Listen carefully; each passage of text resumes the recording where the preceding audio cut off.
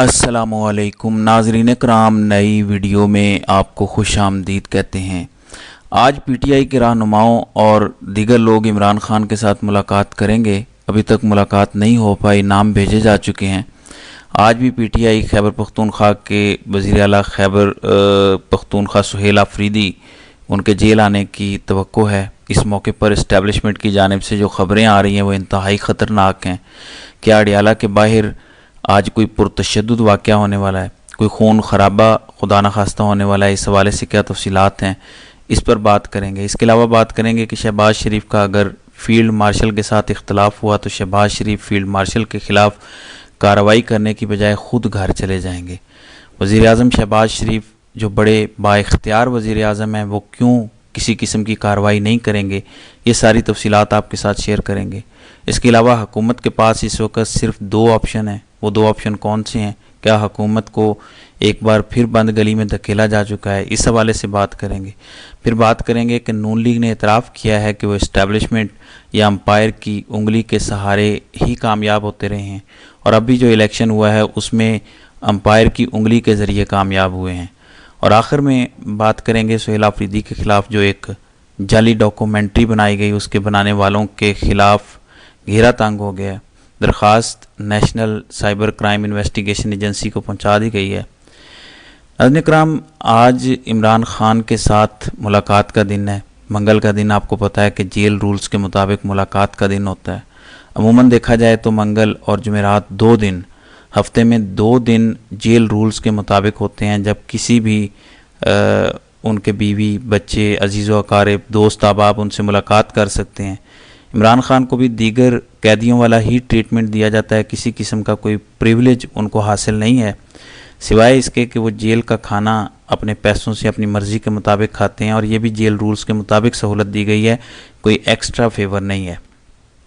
अब खून खराबे का ख़दशा ज़ाहिर किया जा रहा है या कोई भी पुरतशद्दुद वाक़या हो सकता है। गुज़श्ता हफ्ते भी आपको पता है कि इमरान खान की बहनें रात देर तक वहाँ मौजूद रहीं, लेकिन उसके बावजूद उनकी मुलाकात नहीं करवाई गई, उन पर ठंडा पानी फेंका गया। इसके अलावा बत्तियाँ बुझाकर इमरान खान की बहन नौरीन न्याजी को बालों से पकड़कर गिराया गया, घसीटा गया। उनकी हालत बहुत ख़राब हो चुकी थी, बहुत ज़्यादा वो खौफज़दा थी कि उनके साथ ये सलूक पंजाब पुलिस ने किया जो मरीम नवाज़ के मतहत हैं। दूसरी जानिब वो बराह रास्त हमारी इस्टेब्लिशमेंट के भी मतहत हैं। कहा जा रहा है कि जो अडियाला के बाहर इमरान खान के साथ मुलाकात करने वाले आएंगे, वहाँ पर कोई वायलेंट किस्म का इवेंट भी हो सकता है। वहाँ कुछ लोग भेजे जा सकते हैं जो वहाँ पे मारपीट कर सकते हैं। और ये ख़बर जाहिद गशगोरी की जानिब से एक मुख्तसर ट्वीट के ज़रिए दी गई है। कहते हैं कि Adiala jail becomes a central stage tomorrow, serious violence feared, आगे हैशटैग अडियाला जेल। यानी वो कहते हैं कि अडियाला जेल मंगल के रोज़ सेंट्रल स्टेज बनने जा रही है। फिर वो कहते हैं कि बड़ा ख़तरनाक किस्म का कोई पुरतशद्दुद वाक़या इमरान खान के साथ मुलाकात के मौके पर हो सकता है। अब अगर सुहेल आफरीदी के साथ खुदा न खास्ता कोई ऐसा वाक़या होता है तो उसकी ज़िम्मेदार पंजाब हुकूमत, वफाकी हुकूमत, वज़ारत दाखिला और हमारी इस्टेब्लिशमेंट होगी। ये भी हो सकता है कि पीटीआई को डराया धमकाया जा रहा हो ताकि इमरान खान से मुलाकात करने के लिए ये लोग इकट्ठे ना हों, लेकिन ये मुमकिन नहीं है। उनकी फैमिली, उनकी बहनें या उनके दीगर लोग उनसे मुलाकात करने के लिए ना आए। इस वक्त ये लोग मौजूद हैं। 6 नाम सामने आ चुके हैं। चेयरमैन पीटीआई गौहर अली खान, सलमान अकरम राजा, आबिद हफीज़ विर्क, इमरान पाशा, फैसल मलिक और नईम हैदर पंजोथा, ये 6 नाम हैं जिनके नाम भिजवाए गए। इन नामों में सुहेल आफरीदी का नाम शामिल नहीं है। आज शायद इमरान खान की बहनों की मुलाकात उनसे करवाई जाए, क्योंकि तकरीबन 3 हफ्ते से इमरान खान कैद तन्हाई में हैं, किस हाल में हैं, कैसे उनको रखा गया है, उनकी सेहत और सलामती के हवाले से क्या ख़तरात या ख़दशात या तहफ़्फ़ुज़ात हैं, किस तरह का सलूक उनके साथ जेल में इस सारे अरसे में हो रहा है, ये सारी चीज़ें बड़ी मुबहम हैं और परेशान कन हैं। अब इमरान खान की बहनों में से किसी एक से मुलाकात करवाई जाती है या वकील से करवाई जाती है, इस हवाले से जो भी तफसीलात होंगी इंशाल्लाह वो अगली वीडियो में शेयर करेंगे। दूसरी जानिब शहबाज शरीफ, जिनके बारे में ये कहा जाता है कि वो बड़े उसूल पसंद और बाइख्तियार वज़ीर आज़म हैं, उनके बारे में उनके मुशीर हुज़ैफ़ा रहमान कहते हैं कि शहबाज शरीफ इंतहाई बाइख्तियार वज़ीर आज़म है। अगर शहबाज शरीफ और फील्ड मार्शल के दरमियान किसी किस्म का इख्तलाफ होता है तो शहबाज शरीफ अपनी ताकत, अपनी अथॉरिटी का इस्तेमाल करने की बजाय खामोशी से ओहदा छोड़कर चले जाएंगे।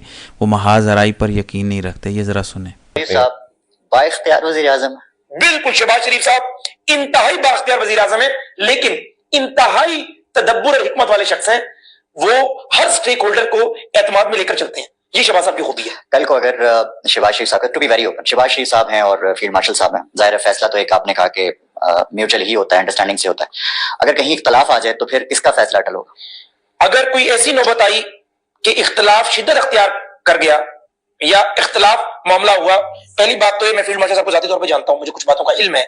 वो वजीर आजम का बेहद रिगार्ड करते हैं, अपनी राय जरूर देते हैं। वजीर आजम साहब नहीं, वो वजीर आजम के फेवरेट है। वजीर आजम को वो पसंद करते होंगे। ट्रम्प साहब के भी फेवरेट है वो। नहीं देखिए, वो ट्रम्प कहते हैं, मैं तो ट्रम्प का दोस्त नहीं, जो उसके दिल की बात जानता हूँ, जो स्क्रीन पे चलती है वही हम सुनते हैं। शहबाज साहब को जानते नहीं, शहबाज साहब को मैं जानता हूँ, हुकूमत का हिस्सा हूं जरा मैं। लेकिन ट्रम्प, अगर उनकी बहादुरी का मोतरिफ है, ट्रम्प फेवरेट है या नहीं, ट्रम्प के दिमाग पे फील्ड मार्शल आसिम मुनीर साहब ने गहरा असर डाला है कि बड़ा बहादुर आदमी है, फैसला साजी का इसके अंदर पूरी पूरी सलाहियतें हैं, तभी भारत के त्यारे इसने गिरा दिए, बदला लिया, इसलिए वो इनकी इज्जत करता है।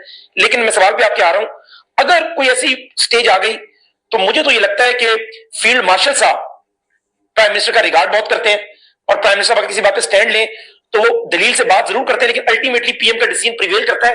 लेकिन पीएम की कोशिश होती है कि मैं दलील से सबको कन्विंस करूं। लेकिन आज मैं आपको बता रहा हूं, अगर ऐसी नौबत आ गई कभी कि दोनों तरफ से, जाहिर है शहबाज साहब की तरफ से तो मैं नहीं समझता कि शहबाज साहब दलील वाले आदमी है, वो तो कभी बहस, वो मुझ जैसे अदना आदमी से कभी बहस नहीं करते, वो कहते हैं दलील से साबित कर दें, मैं सरेंडर कर दूंगा अपनी राय से। शहबाज साहब इतना लॉजिकल आदमी है, दलील मैटर करती है बहुत ज्यादा। शहबाज शरीफ इज वेरी लॉजिकल मैन। लेकिन अगर ऐसी नौबत आ गई तो मेरे ख्याल से शहबाज शरीफ साहब खामोशी से जो है ओहदा छोड़कर घर चले जाएंगे। शहबाज शरीफ कॉन्फ्रंटेशन में बिलीव नहीं करेंगे। जी, आपने सुन लिया, शहबाज शरीफ बड़े बड़े बाइख्तियार हैं, दलील से चलने वाले हैं। वो अपना ओपिनियन सरेंडर कर देते हैं अगर सामने वाला उनको अपनी दलील से कायल कर ले। और अगर कभी फील्ड मार्शल और शहबाज शरीफ के दरमियान अनबन हुई, कोई मसला हुआ और बढ़कर इस नहज पर पहुंच गया कि वहां से वापसी का रास्ता ना हुआ, किसी एक की राय प्रिवेल करे, तो फिर शहबाज शरीफ जो वज़ीर आज़म हैं, जो फील्ड मार्शल के बॉस हैं, वो उनसे बाज पुरस करने की बजाय, उनसे सवाल का जवाब पूछने की बजाय अपना ओहदा छोड़कर चले जाएंगे। तो ये कैसा बाइख्तियार वज़ीर आज़म है जो अपनी अथॉरिटी का इस्तेमाल नहीं कर सकता। तो ये सूरत हाल है। दूसरी जानिब इमरान ख़ान के सख्त नाकिद हफीज़ुल्लाह नियाज़ी, उनकी जानिब से नून लीग के सामने दो ऑप्शन रखे गए हैं। वो कहते हैं कि इस वक्त दो ऑप्शन ज़ेर गौर हैं। एक ये है कि 2026 में कबल अज़ वक्त इलेक्शन करवाए जाएँ। जैसे मैंने आपको बताया कि कमर दिलशाद ने भी इस तरह की बात की कि एक तजवीज़ हमारी इस्टेब्लिशमेंट के सामने ये है कि 2026 के आखिर में इलेक्शन करवा लिए जाएँ, फरवरी मार्च के महीने में। अगले महीने आपको पता है कि 28वीं यानी तरमीम तो हर सूरत पास हो जाएगी, उसमें बहुत सारी चीज़ें मज़ीद इस्टेब्लिशमेंट के काबू में आ जाएंगी। जो चीज़ें काबू में ना आ सकें उन पर वो शायद 29वीं और 30वीं तरमीम भी लेकर आएँ। कुछ इशारे ऐसे मिल रहे हैं कि हमारी इस्टेब्लिशमेंट जो मकासद अल्टीमेटली हासिल करना चाहती है वो शायद 28वीं तरमीम में भी पूरे ना हों, उनमें से कुछ मज़ीद अगले मरहले के लिए रखे जाएँ। तो उन्होंने कहा कि दो ऑप्शन है कबल अज़ वक्त, एक तो इलेक्शन करवाए जाएँ, RTS फॉर्म 47 का इस्तेमाल करके नून लीग को 2/3 अक्सरियत दिलवाई जाए, यानी पीपल्स पार्टी का पत्ता मुकम्मल साफ, इस्टेब्लिशमेंट और नून लीग आपस में मिलकर हुकूमत करें। और दूसरा ऑप्शन ये है कि इमरान ख़ान को सज़ा दिलवाकर 10 साल के लिए इलेक्शन ही मुलतवी किया जाए, और इसके लिए आइनी अदालत काम आएगी।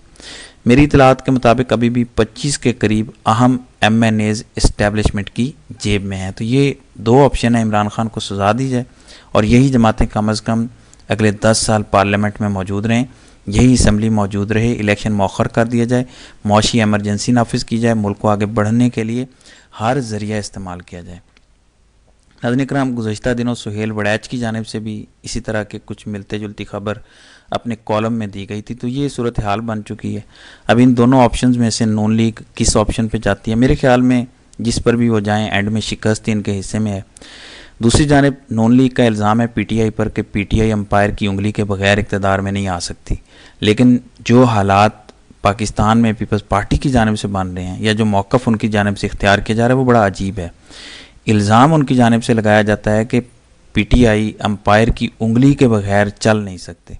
अब उसमें बुखारी ने ट्वीट किया, ये जो हालिया इलेक्शन हुआ है उसमें PTI की शिकस्त के हवाले से, ख़ास तौर पर जो हरीपुर में इलेक्शन कॉन्टेस्ट हुआ जिसमें उमर अयूब की अहलिया शहरनाज बानो इलेक्शन लड़ रही थी, उनके बारे में उन्होंने लिखा कि बेचारे जब भी अंपायर की उंगली के बगैर आते हैं ऐसे ही पिट जाते हैं। सुबह इनका, हुकूमत इनकी, तमाम मशीनरी इनकी, तमाम लोग इनके, फिर भी सर से पैर तक जोर लगा के एक सीट भी नहीं जीत पाए।